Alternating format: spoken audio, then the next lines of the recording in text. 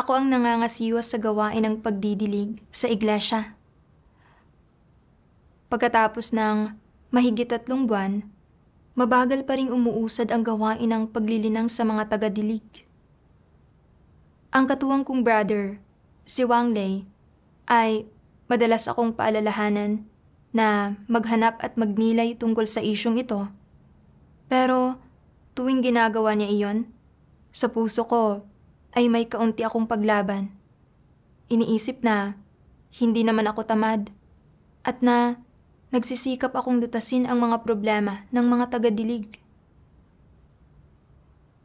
Napaisip ako, bakit kaya palaging napakabagal ng pag-usad nila? Hindi ko alam kung bakit ganoon. Sa tingin ko ay dahil mahina ang kakayahan nila at dahil masyadong malubha ang mga tiwaling disposisyon nila. Kaya tuwing pinapaalalahanan ako ni Brother Wang Lei na ibuod ang gawain, ito ang saloobin ko. Sa tingin ko ay dahil marami na akong natapos na gawain, hindi ko na kailangang magnilay-nilay. Pero naisip ko, pagkatapos ng gayong mahabang panahon, wala pa ring mga resulta sa gawain ng paglilinang sa mga tao at mabagal pa ring umuusad ang mga tagadilig. Siguradong binabantayan ito ng mga leader at supervisor. At kung hindi ko mabubuod ang mga partikular na issue, ano ang iisipin nila sa akin? Iisipin kaya nila na ganap akong manhid, na hindi ako epektibo sa tungkulin ko, at hindi ko man lang pinagninilayan ang sarili ko? Pero hindi ko talaga alam kung ano ang mga problema ko. Pwede akong magkusang sabihin ang mga issue at sabihing nahaharap ako sa mga problema at gusto kong maghanap ng landas pasulong. Sa ganitong paraan, hindi lang ako hindi pupungusan ng mga leader, kundi iisipin nilang matapat ako at na kapag may mga problema sa gawain ko, hindi ko itinatago ang mga iyon, kundi nagkukusa akong humingi ng tulong. At iisipin nilang isa akong taong naghahanap sa katotohanan. Nang maisip ko ito, labis akong natuwa at na nakaisip ako ng mabisang solusyon sa mga problema ko. Kaya isinulat ko ang mga problema ko sa ulat ng gawain at sinadyang idagdag sa dulo. Magpapatuloy akong maghanap. Kung may makita kayong anumang issue, umaasa akong ipaparating ninyo ang mga iyon at tutukuyin sa akin. Pagkatapos isumite ang ulat, nasiyahan ako.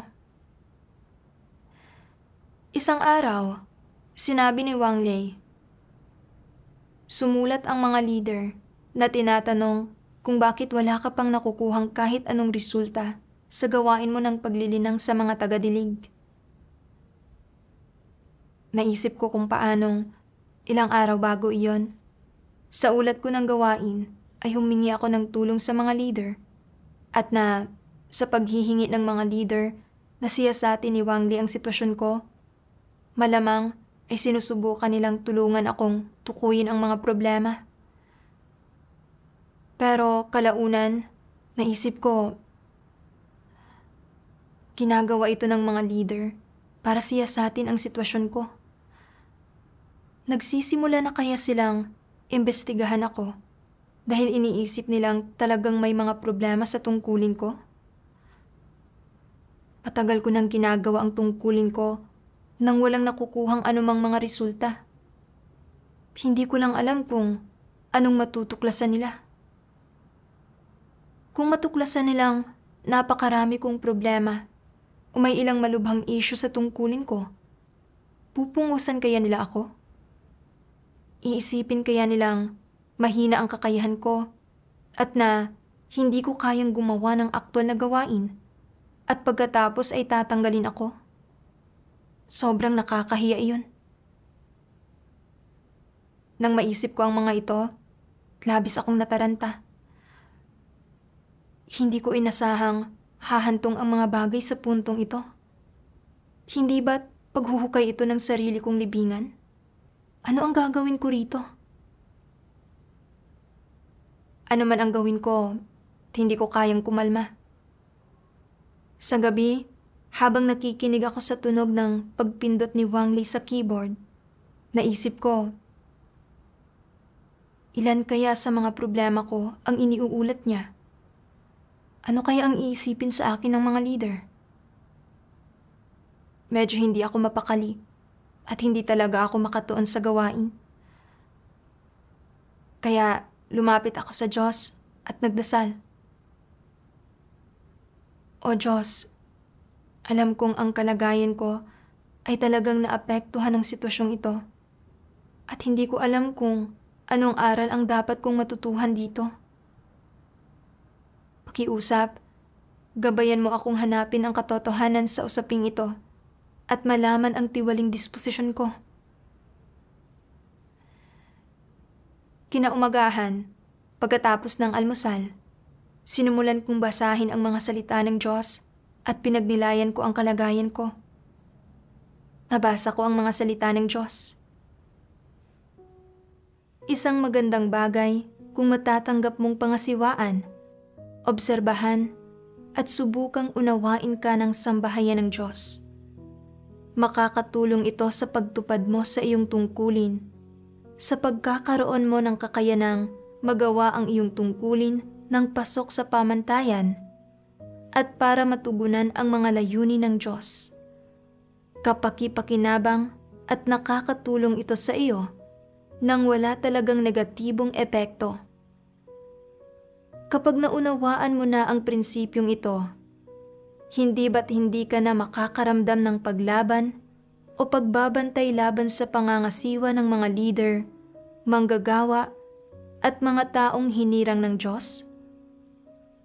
Bagamat paminsan-minsan ay sinusubukan kang unawain ng isang tao, inoobserbahan ka, at pinangangasiwaan ang gawain mo, hindi mo ito dapat personalin.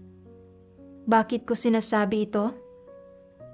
Dahil ang mga gampaning nasa iyo ngayon, ang tungkuling ginagampanan mo, at anumang gawaing ginagawa mo ay hindi mga pribadong gawain o personal na trabaho ng sino mang tao. May kinalaman ang mga ito sa gawain ng sambahayan ng Diyos at may kaugnayan sa isang bahagi ng gawain ng Diyos. Sa makatwid, kapag may sino mang gumugugol ng kaunting oras para pangasiwaan o obserbahan ka, o umuunawa sa iyo ng malalim, sumusubok na kausapin ka ng masinsinan at tuklasin kung ano ang naging kalagayan mo sa panahong ito. At kapag medyo mabagsik pa kung minsan ang kanilang saloobin at pinupungusan, dinidisiplina at pinagsasabihan kanila ng kaunti, lahat ng ito ay dahil matapat at responsable sila sa gawain ng sambahayan ng Diyos. Hindi ka dapat magkaroon ng anumang negatibong saloobin o emosyon tungkol dito. Matapos basahin ang mga salita ng Diyos, naunawaan ko na kapag pinapangasiwaan at sinisiyasat ng sambahayan ng Diyos ang gawain, ito ay para tulungan ang mga tao na ituwid ang mga paglihis at gawin ng maayos ang mga tungkulin nila, at na hindi ako dapat magkaroon ng anumang mga damdamin ng paglaban o pagiging mapagbantay dahil hindi ito naaayon sa mga layunin ng Diyos. Naisip ko kung paanong sa panahong ito, bagaman araw-araw akong abala sa tungkulin ko, madalas na nakikipagbahaginan sa mga kapatid sa mga pagtitipon. Sa huli, wala pa akong nakakamit na anumang magagandang resulta. Maraming isyu sa gawain ko na hindi ko namalayan. At kung hindi ko kaagad matukoy at malutas ang mga ito sa lalong madaling panahon, patuloy na maaantala ng mga ito ang gawain. Noong mag-usisa ang mga leader mula sa mga kapatid tungkol sa mga isyu sa tungkulin ko, Ito ay para tulungan akong makita ang mga dahilan ng mga problemang ito at makakabuti ito kapwa sa aking gawain at buhay pagpasok. Hindi ako dapat mamuhay sa kalagayan ng paglaban at pagiging mapagbantay dahil sa takot na mapahiya o magsisipa sa pag-uungkat ng sarili kong mga issue. Kailangan kong tanggapin ang pangangasiwa ng mga kapatid ko at anumang mga issue ang tukuyin nila. Kailangan kong magkaroon ng isang matapat na puso at isang saloobin ng pagtanggap sa katotohanan. Ito ang umaayon sa mga layunin ng Diyos. Sa pag-iisip nito, nakadama ako ng bahagyang kalayaan. Pagkatapos noon, nagpatuloy akong maghanap at tinanong ko ang sarili ko. Malinaw na gusto kong malaman ang dahilan kung bakit hindi pa rin ako nakakakuha ng anumang mga resulta sa tungkulin ko. Pero bakit ako naging masyadong sensitibo? At bakit kung ano-ano ang pumasok sa isip ko noong talagang siniyasat ng mga leader ang gawain ko? Sa pagninilay-nilay ko, napagtanto ko na naging tunay akong mapanlinlang. Nabasa ko ang mga salita ng Diyos. Matapos magawang tiwali ni Satanas, ang buong sangkatauhan ay namumuhay sa isang satanikong disposisyon. Tulad ni Satanas, nagpapanggap at nagkukunwari ang mga tao sa lahat ng aspekto at gumagamit sila ng panlilinlang at pandaraya sa lahat ng bagay. Wala silang hindi ginagamitan ng panlilinlang at pandaraya. Gumagamit pa nga ang ilang tao ng panlilinlang sa mga gawaing kasing karaniwan ng pamimili. Halimbawa, maaaring bumili sila ng isang damit na usong-uso. Ngunit kahit na gustong-gusto nila ito, hindi sila nangangahas na isuot ito sa iglesia sa takot na pag-uusapan sila ng mga kapatid at tatawagin sila ng mga ito na mababaw. Kaya isinusuot na lang nila ito kapag hindi nakikita ng iba. Anong uri ng pag-uugali ito? Ito ang pagbubunyag ng isang mapanlinlang at mapandayang disposisyon. Bakit ba bibili ang isang tao ng nauusong kasuotan, subalit hindi naman siya maglalakas loob na isuot ito sa harap ng kanyang mga kapatid? Sa kanyang puso, mahilig siya sa mga nauusong kagamitan at sumusunod siya sa mga kalakaran ng mundo, gaya ng ginagawa ng mga walang pananampalataya. Natatakot siya na makita ng mga kapatid ang tunay niyang pagkatao, na makita ng mga ito kung gaano siya kababaw, na hindi siya kagalang-galang at marangal na tao. Sa kanyang puso, hinahangad niya ang mga nauusong kagamitan at nahihirapan siyang bitiwan ang mga iyon, kaya maisusuot lang niya ang mga iyon sa bahay at natatakot siyang makita iyon ng mga kapatid. Kung hindi maaaring ipaalam sa iba ang mga bagay na gusto niya, bakit hindi niya iyon mabitiwan? Hindi ba't mayroong satanikong disposisyong kumukontrol sa kanya? Palagi siyang nagbabanggit ng mga salita at doktrina at tila nauunawaan niya ang katotohanan, subalit hindi niya maisagawa ang katotohanan. Isa itong taong namumuhay sa isang satanikong disposisyon. Kung ang isang tao ay palaging nandaraya sa salita at sa gawa, kung hindi niya pinahihintulutang makita ng iba ang tunay niyang pagkatao, at kung palagi siyang nagpapanggap na isang banal na tao sa harap ng iba, ano ang kaibahan niya sa isang Pariseyo? Gusto niyang mamuhay na parang isang kalapating mababa ang lipad, ngunit mapatayuan din ng isang bantayog para sa kanyang kalinisan. Alam na alam niyang hindi niya maisusuot sa labas ang kakaiba niyang kasuotan, kaya bakit niya binili iyon? Hindi ba't pagsasayang ito ng pera?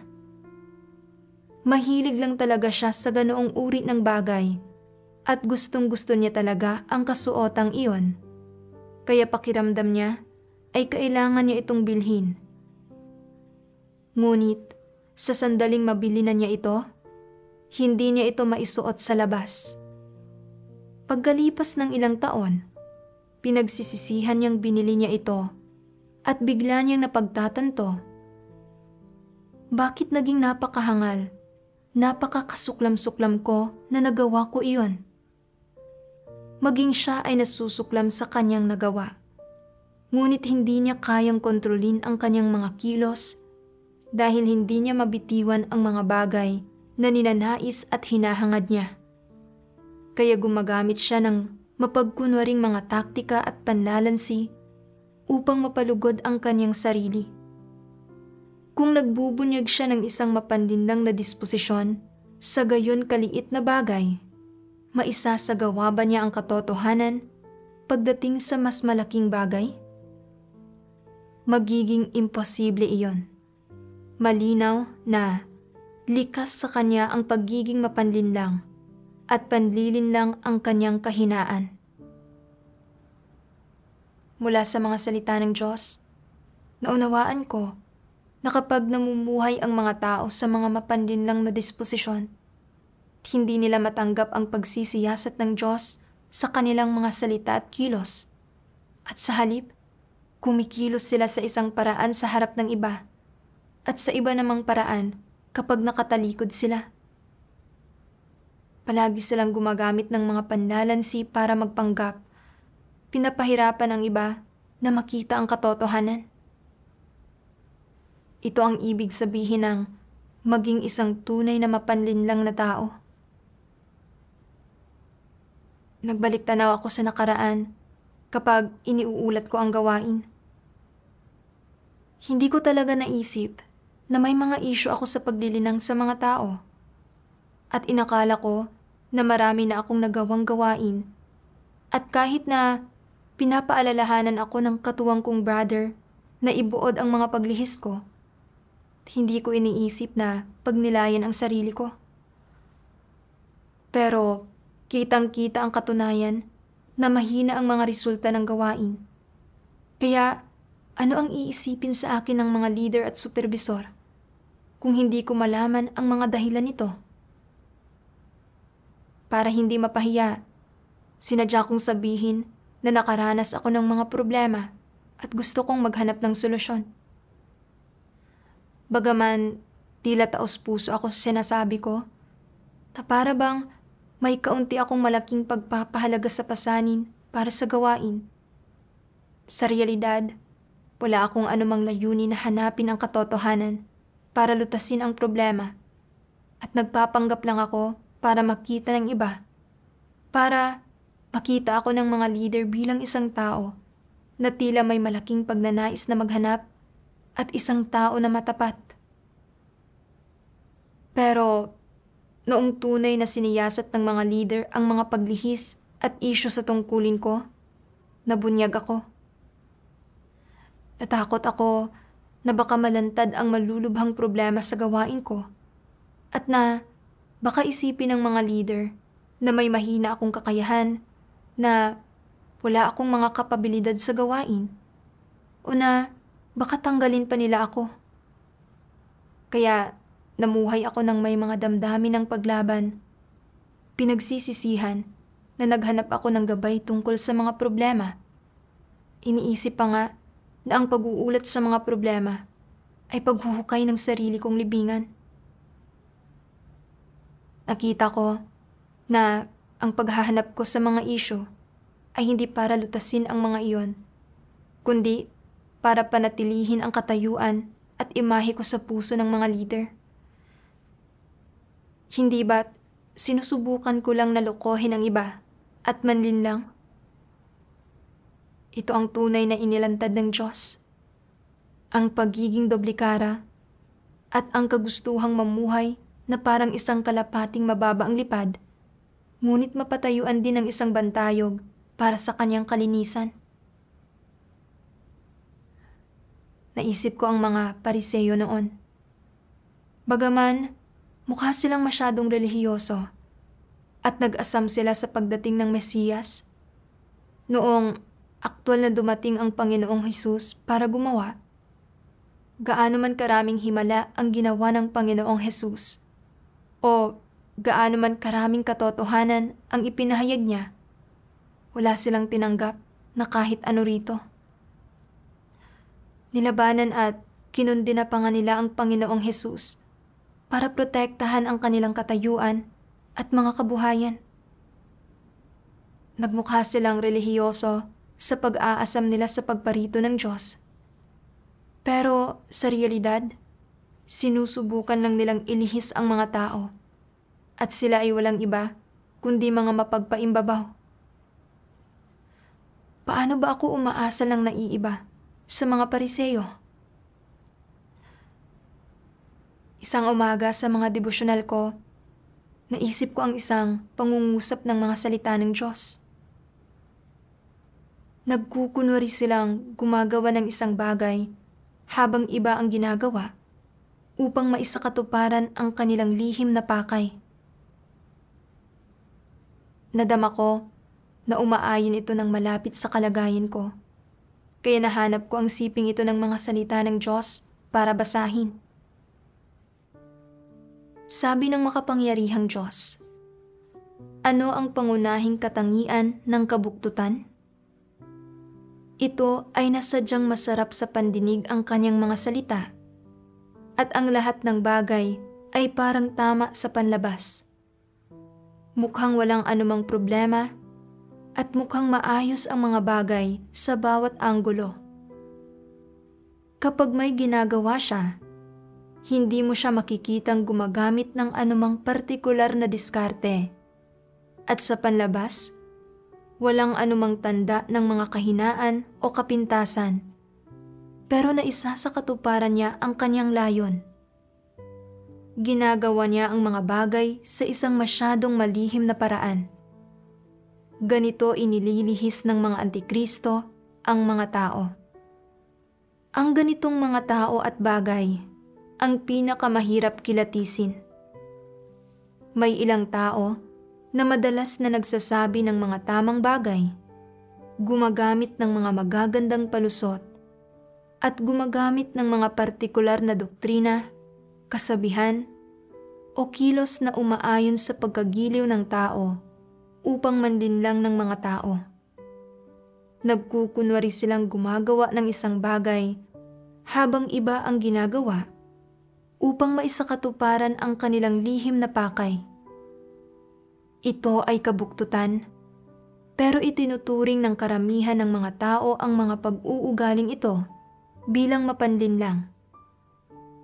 Ang mga tao ay may medyo limitadong pangunawa at paghimay sa kabuktutan. Ang totoo, mas mahirap kilatisin ang kabuktutan kaysa sa panlilinlang dahil mas palihim ito at mas sopistikado ang mga paraan at kilos nito.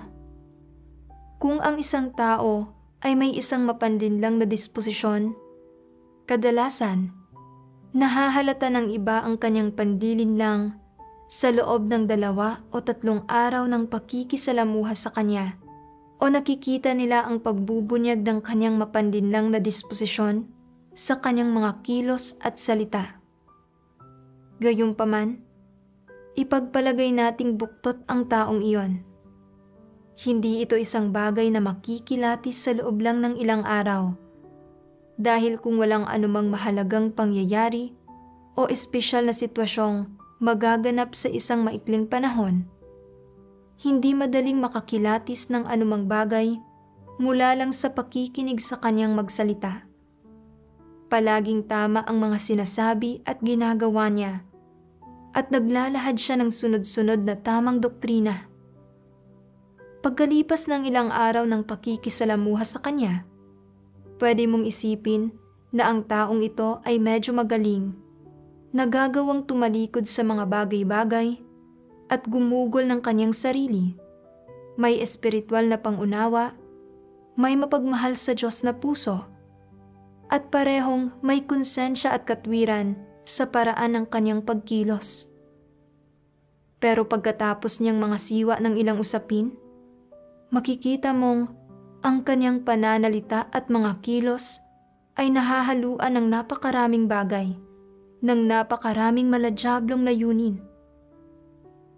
Napagtanto mong ang taong ito ay hindi matapat kundi mapanlinlang, isang buktot na bagay.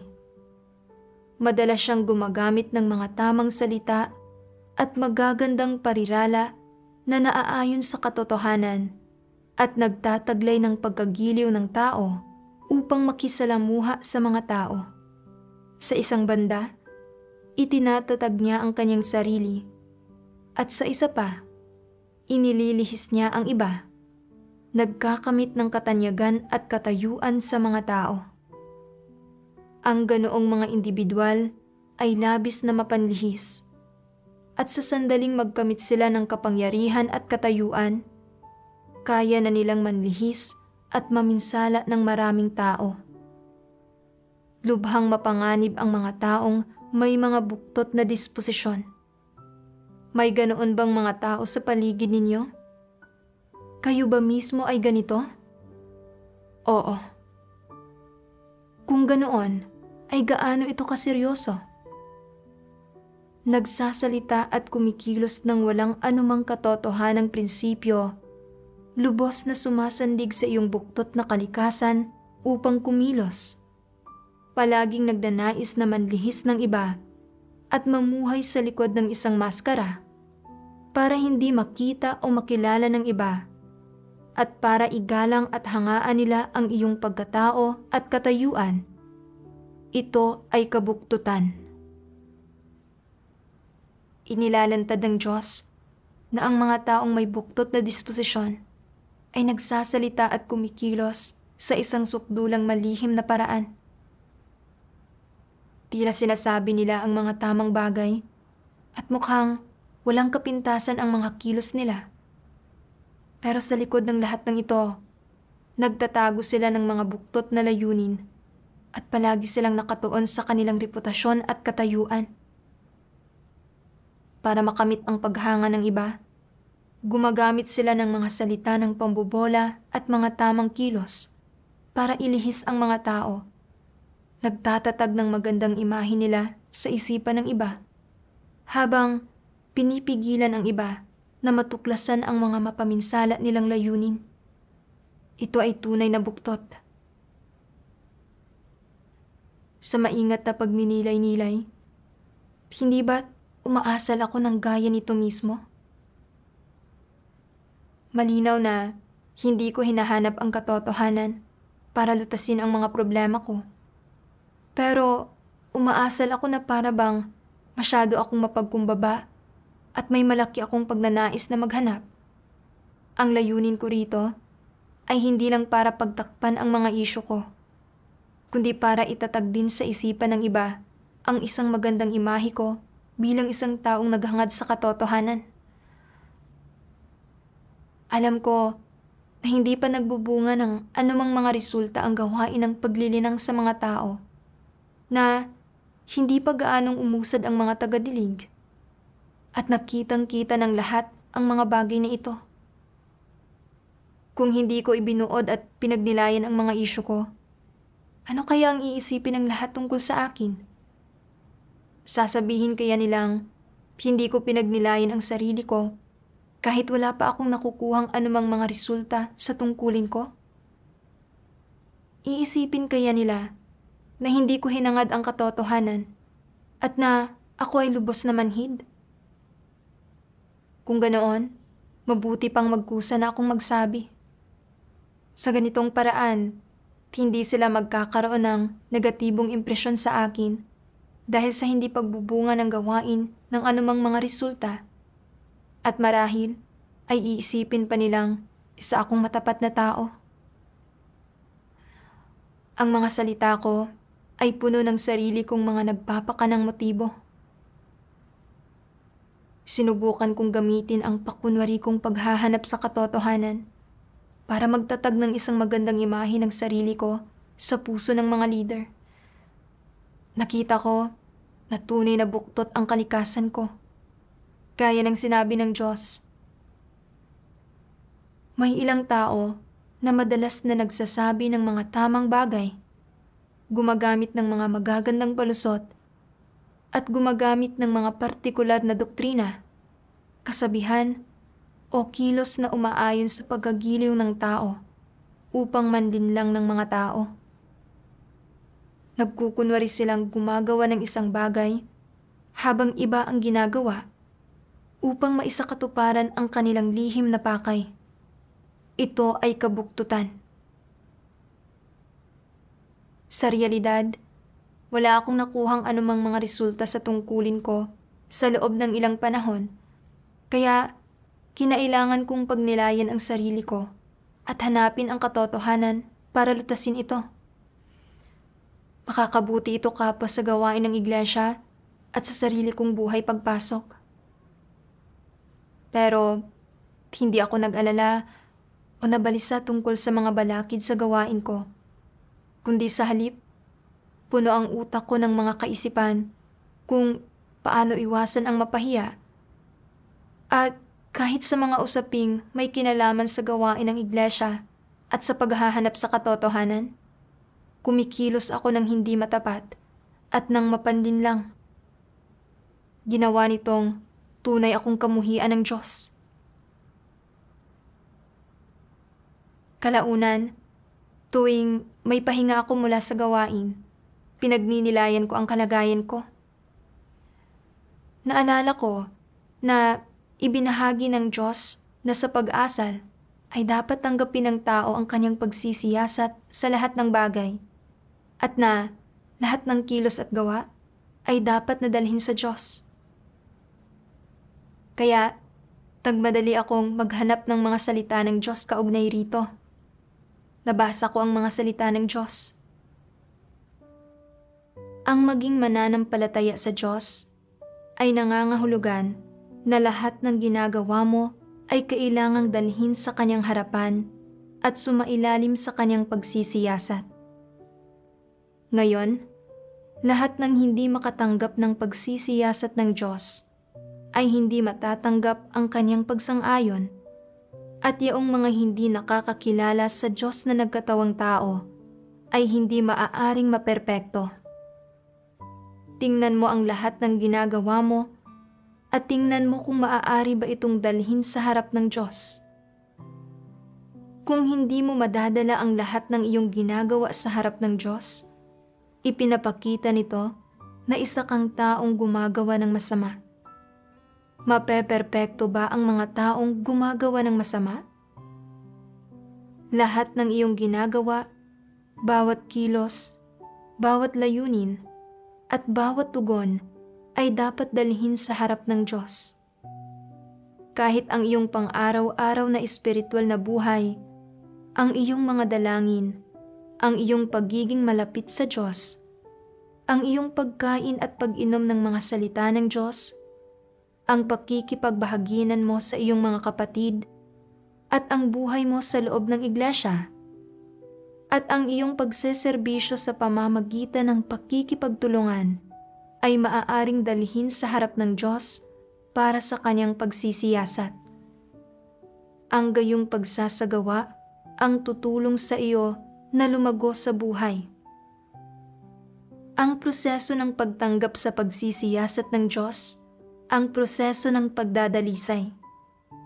Kapag mas matatanggap mo ang pagsisiyasat ng Diyos, mas napapadalisay at mas umaayon ka sa mga layunin ng Diyos, kaya hindi ka maaakit sa kahalayan at mabubuhay ang puso mo sa Kanyang presensya. Kapag mas tinatanggap mo ang Kanyang pagsisiyasat, mas napapahiya si Satanas at mas tumataas ang kakayahan mong maghimagsik laban sa laman.